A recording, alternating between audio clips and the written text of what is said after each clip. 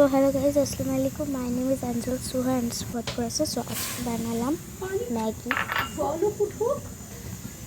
Maggi noodles. Yes, so পানিটা boil হয়ে গেল অ্যান্ড আজকে আপনারা বুঝতে পারছেন যে আমার ঠান্ডা লেগেছে।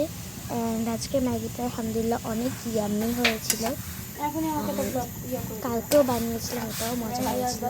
সো এখন হচ্ছে হট ওয়াটার বয়েল হয়ে যাওয়ার ওয়াটার বয়েল হয়ে যাওয়ার পর ম্যাগি নুডলসটা দিয়ে দিলাম।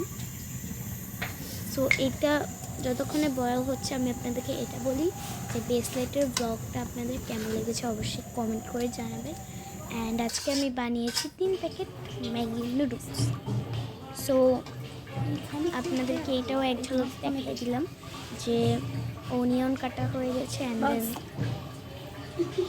লিভ কেউ দেয় না নুডলসের মধ্যে, বাট আমি দিয়েছি ফর টেস্ট অ্যান্ড ফ্লেভার।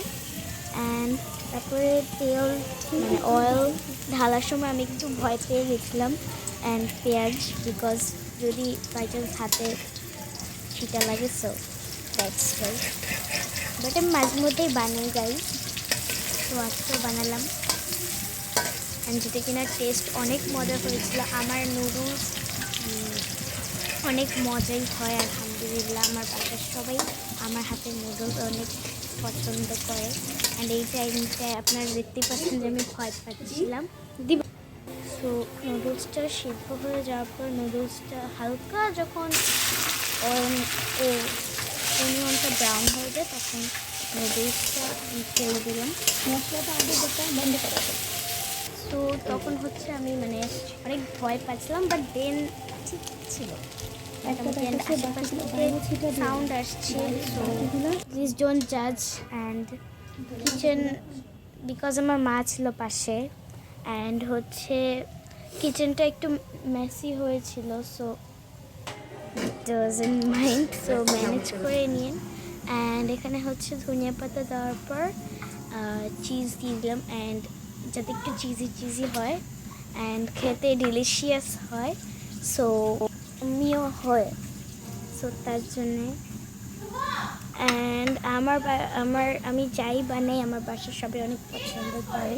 এর আগে আবার কোল্ড কফিও বানিয়েছি, তো এটা অনেক মজাই ছিল। সো আমার নুডলস খাওয়ার জন্য সবাই আসলে ওয়েট করে। অ্যান্ড আজকে হচ্ছে আবার বানালাম, সো তার জন্য আমি অনেক হ্যাপি, বিকজ আমি মাঝে মধ্যে এরকম টুকি বানাই।